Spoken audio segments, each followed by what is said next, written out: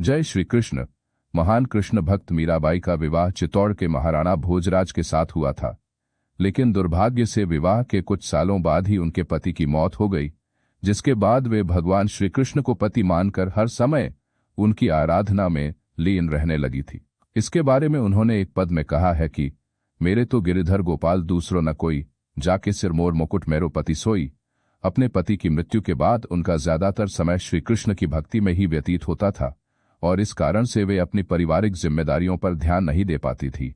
एक बार मीराबाई ने अपने ससुराल की कुल देवी की पूजा करने से यह कहकर मना कर दिया था कि उनका मन गिरधर गोपाल के अलावा किसी और की पूजा में नहीं लगता है। भगवान श्री कृष्ण की महान भक्ति के कारण मीराबाई कृष्णमय हो गई थीं। वे हमेशा श्री कृष्ण के पद गाती रहती थीं और साधु संतों के बीच श्री कृष्ण की भक्ति में डूबकर नृत्य किया करती थीं। लेकिन राज परिवार के लोगों को मीराबाई का इस तरह नृत्य करना बिल्कुल अच्छा नहीं लगता था। वे कहते थे कि मेवाड़ की महारानी को राज परिवार की परंपरा निभाते हुए राजसी शानो शौकत से रहना चाहिए और राजवंश कुल की मर्यादा का ध्यान रखना चाहिए। मीराबाई को कई बार उनके परिवार के लोगों ने जान से मारने की भी कोशिश की।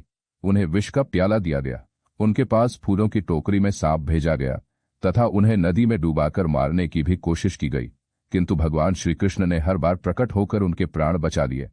इन सभी परेशानियों के बाद भी मीराबाई ने श्री कृष्ण की भक्ति नहीं छोड़ी, बल्कि वे भगवान श्री कृष्ण की भक्ति में आ रही रुकावटों के कारण मेवाड़ को छोड़कर तीर्थ यात्रा पर निकल गईं और घूमते घूमते वे भगवान श्री कृष्ण की नगरी वृंदावन धाम जा पहुंची। वहां पर संत जीव गोसाई वैष्णव संप्रदाय के प्रमुख थे।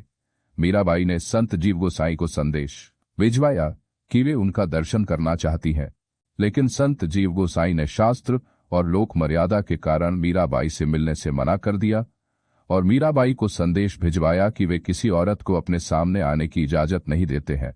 इसके जवाब में मीराबाई ने जीव गोसाई को अपना संदेश भिजवाया कि वृंदावन में हर कोई स्त्री है और अगर यहाँ कोई पुरुष है तो वह केवल गिरिधर गोपाल है, किंतु आज मुझे पता चला कि वृंदावन में श्री कृष्ण के अलावा कोई और पुरुष भी है। अगले दिन सुबह जब संत जीव गोसाई ने भगवान श्री कृष्ण के मंदिर का दरवाजा खोला तो उनके आश्चर्य का ठिकाना नहीं रहा जब उन्होंने देखा कि सामने विराजमान भगवान श्री कृष्ण की मूर्ति घाघरा और चोली पहने हुई है और उनके नाक में नथनी, हाथों में चूड़ियां आदि सहित वे एक स्त्री के संपूर्ण स्वरूप को धारण किए हुए हैं। संत जीव गोसाई ने मंदिर के सेवक से चिल्लाकर पूछा कि किसने किया ये सब। तब सेवक ने उनसे कहा कि आपके जाने के बाद किसी ने भी मंदिर में प्रवेश नहीं किया है और मंदिर के दरवाजे कल आपने ही बंद किए थे और आज आपने ही खोले हैं। संत जीव गोसाई आश्चर्यचकित थे। सेवक ने उनसे कहा कि अगर आपकी अनुमति हो तो मैं कुछ कहूं। संत जीव गोसाई ने कहा कि हाँ बोलो। तब सेवक ने कहा कि पास ही के धर्मशाला में एक महिला आई हुई है जिन्होंने कल आपसे मिलने की अनुमति मांगी थी, किंतु आप तो किसी महिला से नहीं मिलते हैं, इसलिए आपने उनसे मिलने से मना कर दिया था।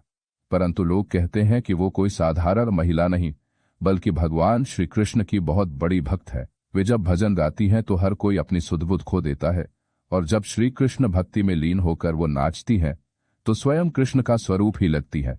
कहीं ऐसा तो नहीं कि आपने उनसे मिलने से इनकार किया था, इसीलिए भगवान श्री कृष्ण आपको कोई संदेश देना चाहते हो। जीव गोसाई भी भगवान श्री कृष्ण के भक्त थे। वे तुरंत ये बात समझ गए कि उन्होंने एक बहुत बड़ी भूल कर दी है। मीराबाई कोई साधारण महिला नहीं अपितु कोई महान कृष्ण भक्त है। वे सेवक से बोले, चलो वे जहां ठहरी है मैं स्वयं वहां उनके पास जाऊंगा। संत जीव गोसाई मीराबाई के सामने जाते ही नतमस्तक हो गए और भरे गले से बोले कि हे देवी, आज मुझ अज्ञानी को आपने श्री कृष्ण भक्ति का सही स्वरूप दिखाया है, इसके लिए मैं सदैव ही आपका आभारी रहूंगा। अब आपसे अनुरोध है कि आप खुद चलकर अपनी श्री कृष्ण भक्ति का चमत्कार देखिए। मीराबाई कृष्ण कृष्ण करते हुए उनके पीछे पीछे चलीं। मंदिर पहुंचकर जीव गोसाई एक बार फिर अचंभित हुए जब उन्होंने देखा कि भगवान श्री कृष्ण फिर से वापस अपने पहले के स्वरूप में लौट आए हैं, किंतु आश्चर्यजनक रूप से उन्हें कभी श्री कृष्ण की मूर्ति में मीराबाई दिखाई पड़ती तो कभी मीराबाई में श्री कृष्ण। इस तरह से भगवान श्री कृष्ण ने अपने भक्त मीराबाई का मान रखने के लिए स्वयं ही स्त्री का स्वरूप धारण कर लिया। अगर यह वीडियो आपको अच्छा लगा हो तो इसे लाइक, शेयर और सब्सक्राइब करें और साथ ही बेल आइकॉन भी जरूर दबाएं जिससे हमारे चैनल के सभी नोटिफिकेशन आपको मिल सके। साथ ही इस वीडियो के बारे में आपके क्या विचार हैं, कृपया इसे कमेंट सेक्शन में जरूर बताएं। फिर मिलेंगे एक नए वीडियो में, तब तक के लिए जय श्री कृष्ण।